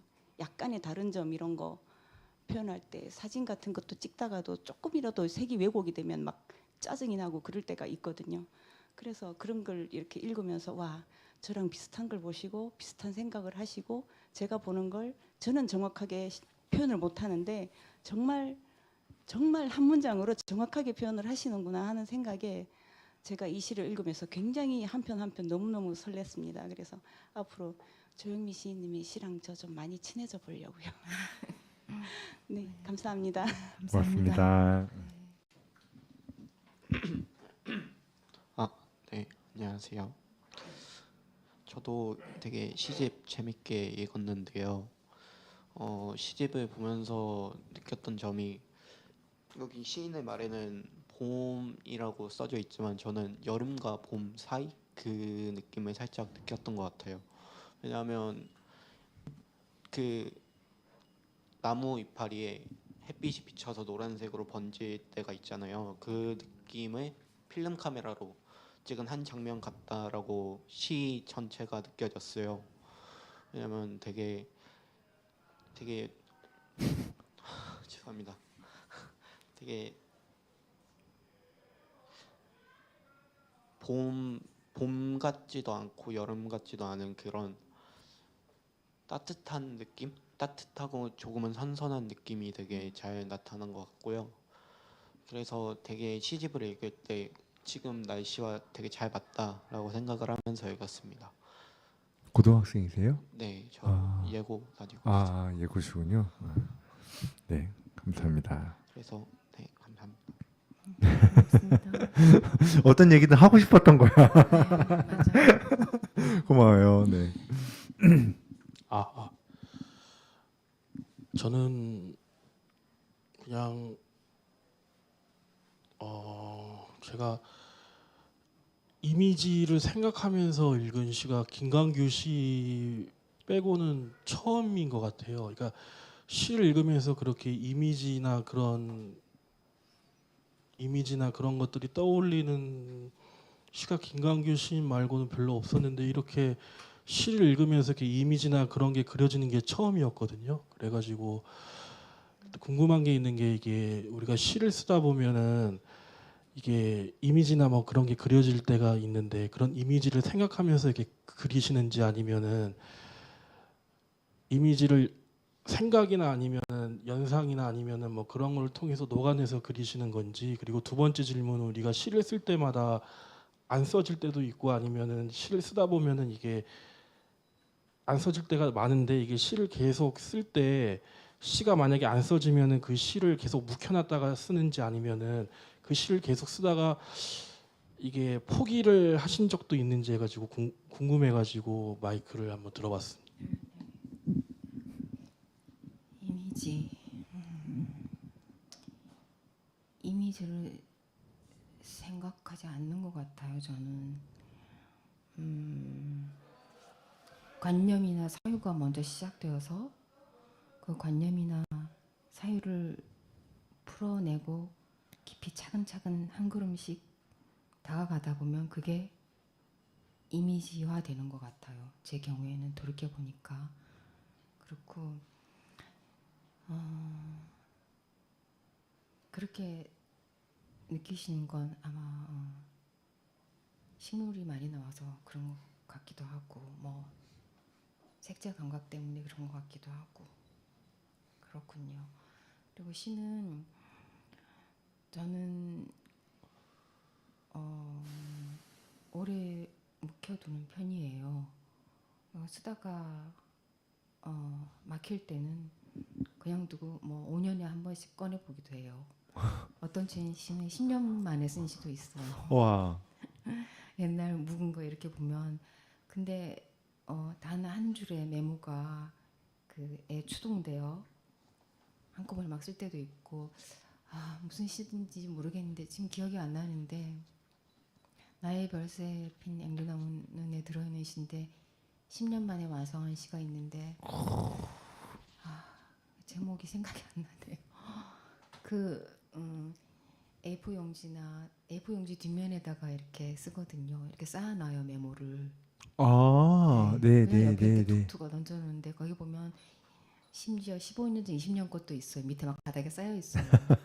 어떤 날 이렇게 훑어보다 보면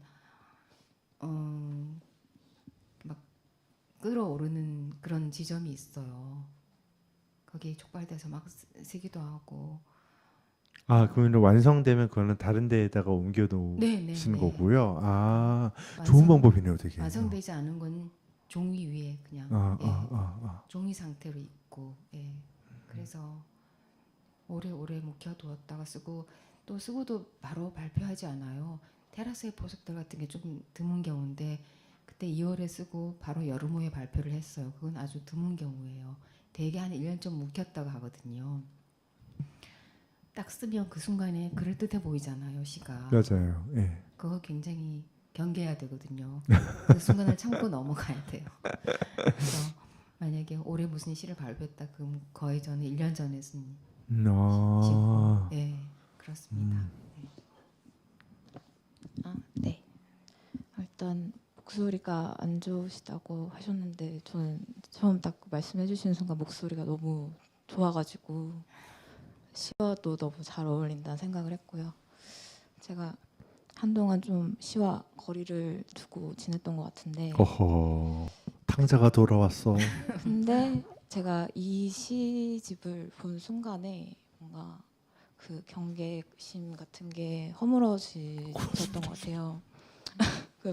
제가 일단 저도 되게 초록색이라는 그 색깔 자체에 되게 좀 큰 의미를 개인적으로 두고 있는 사람이기도 하고, 근데 그 초록색의 어두운 부분을 볼 수 있는 사람은 어떤 사람일까, 막 이런 생각을 하면서 이제 시집을 처음에 이제 딱 구경을 했는데 앞에 시인의 말에서 저는 일단 또 너무 이 시집을 계속 읽고 싶다라는 생각이 들었고, 저는 항상 시집을 읽기 전에 또 표사를 먼저 보는데 저는 표사의 이 세 번째 문단에서 그 우리의 삶은 얼마나 더 남아 있는 걸까? 존재의 실현에는 죽음이라는 사건이 필요하다. 이 말이 뭔가 죽음이 있음으로써 우리가 더 존재가 명확해진다라는 이런 생각이 스치는데, 그게 저한테 개인적으로 되게 좀 인상 깊었던 건, 제가 얼마 전에 누군가에게 완전한 행복은 죽음으로써 이루어지는 것 같다 이렇게 말을 하니까, 근데 그 사람은 이제 네 말에 공감이 안 된다라고 하기는 했는데,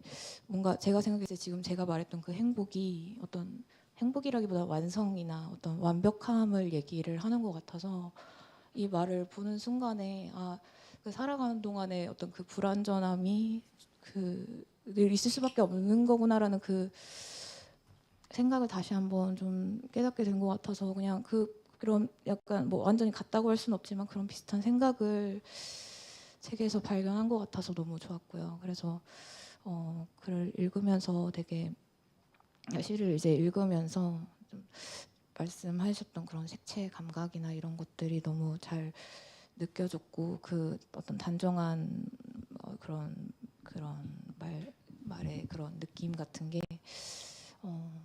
좀 되게 좀 저를 되게 고요하지만 다시 어떤 그 시의 자장 안에 이렇게 넣어준 것 같아서 되게 좀 인상 깊었고, 제가 아까부터 이 시를 읽으시는데 너무 이 목소리가 어디서 들어본 것 같지 막 이렇게 생각을 하다가, 예전에 그 시인분들이 시 이렇게 읽어서 녹음해 주시는 그런 게 있었는데, 거기서 그 김원희 시인이 그 오규원 선생님의 그 마지막 작고하시기 전에 마지막에 그냥 이렇게 쓰셨던 그런 그 제목 없는 그 시 무제에 대해서 이제 읽으신 게 있는데, 너무 그 목소리랑 톤과 이게 다 너무 비슷하신 거예요. 그리고 그렇게 생각하다 보니까 제가 방금 시인의 말이 너무 그 오규원 선생님의 그 글이랑 너무 닮아 있는 것 같아서, 저도 가끔 그게 너무 생각이 나면 듣고 이랬거든요. 그 느낌이 너무 생생해서 오늘 자기 전에 또 한번 듣고 자야겠다, 이 시집을 또 다시 한번 봐야 되겠다 이런 생각을 했습니다. 감사합니다. 저기 시간이 좀 흘러가지고 말씀. 아니요. 네. 혹시 이제 필요하신 분들 중심으로 좀 간단하게 좀 말씀 좀. 네. 네, 낭독 너무너무 잘 들었고요. 목소리가 다 제 안에 어떻게 녹아서 스며든 것만 같고. 그러게요. 그래서 저희 네. 오늘 음향이 왜 이렇게 마음에 드냐 그러는데 선생님 목소리가 좋은 겁니다. 네. 그리고 이 정말 너무 고요하고 뜨거운 세계를 만나서 너무 좋고요. 굉장히 관념과 구체가 너무나 한 몸이 되어 있는 시들인 것 같다고 느꼈고, 제가 갔던 세계인데, 제가 많이 바라봤던 세계인데, 그 안에 저를 그곳으로 다시 데려가서 더 깊게 머물게 해주고 하나의 문을 더 열어서 보여주시는 것 같다는 느낌이 들었고요. 너무 좋았습니다. 감사합니다. 감사합니다.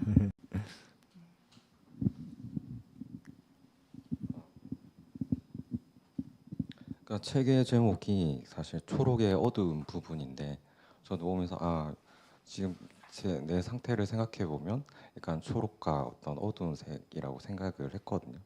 그러니까 되게 청춘에 약간 푸른색으로 살고 싶어하는 부분이 있고 또 되게 어떤 고통이 있어서 되게 어떤 어두운 부분이 저한테는 되게 있다라고 생각하는데 그래서 어떤 녹색과 검은색을 사실은 생각하고 있었거든요. 그러니까 그리고 색을 생각하다 보니까 사실 이 색이 그러니까 멈춰 있는 게 아니라 받침표가 아니라 계속 이어진다면 시간을 더한다면 그러면 녹색은 다른 색으로 변할 수 있는 것일까? 짙어질 수도 있고 계절이 바뀌어서 약간 가을의 색이 될 수도 있고 바랄 수도 있고 그러니까 우주 같은 경우도 되게 어두운 색이 있는데 그 우주는 사실 계속 어두워진다고 하잖아요.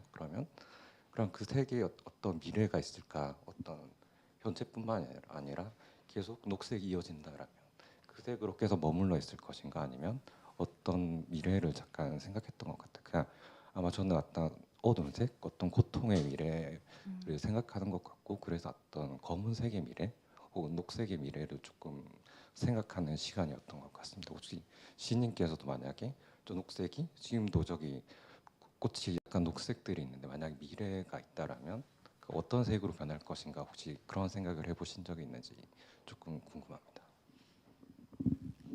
질문이 엄청나게 관념적인데요. 모든 게 변화하잖아요. 자연에서 우리가 배우는 게 바로 그 변화인데 세상에 있는 모든 빛과 색들이 마구막 나를 덮쳐오는 이제 계절이 됐는데 그 변화를 보는 것이죠. 가을엔 또 색들이 변하잖아요.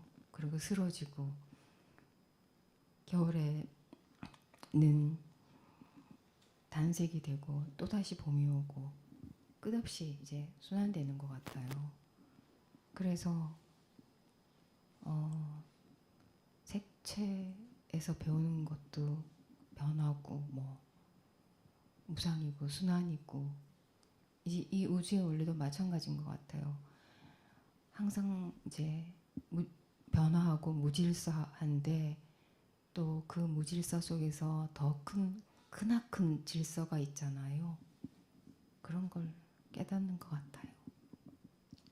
고맙습니다.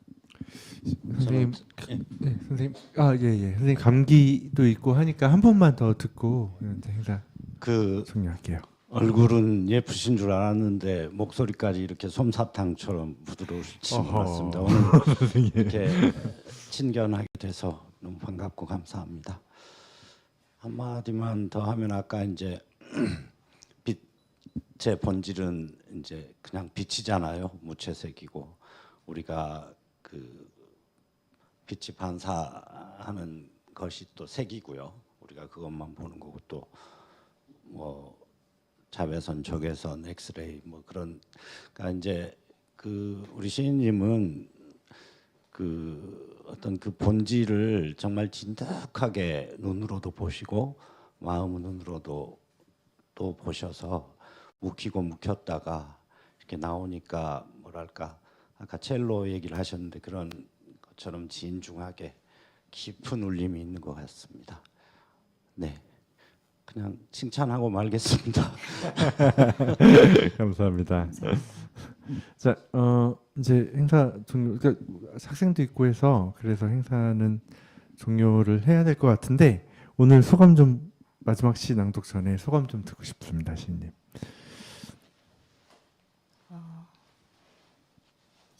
자기 시에 대해서 이렇게 직접 독자들과 대면해서 말한다는 거 굉장히 소중한 자리잖아요. 그렇죠. 죄송해요. 제가 도중에 끊을 수밖에 없는 저의 입장을 이해해 주십시오. 아니에요.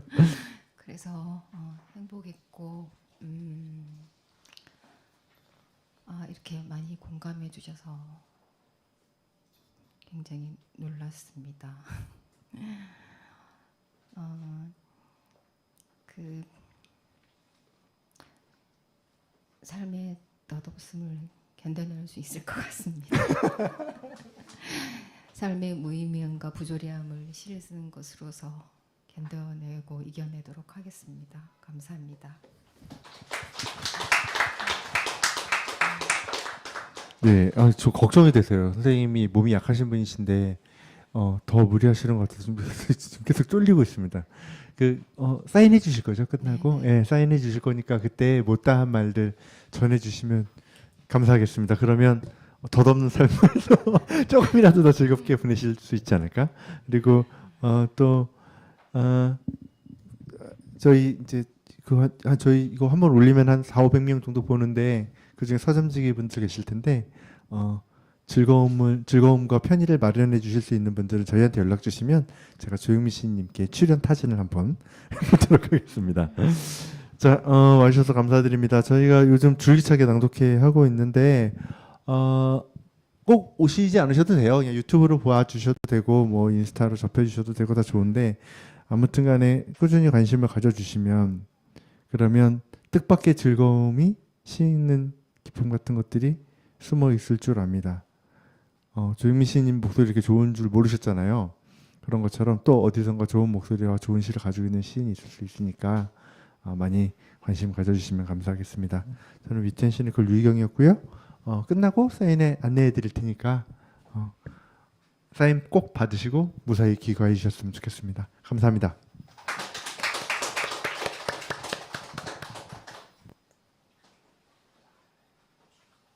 수고하셨습니다. 네. 마지막 시나 한잔 해주세요. 그렇군요. 잊었어요. 제가 제일 좋아하는 곳인데요.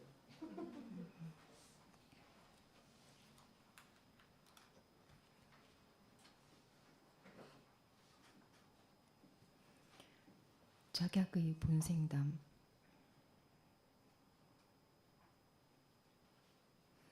저 작약의 본을 짐작해 볼까?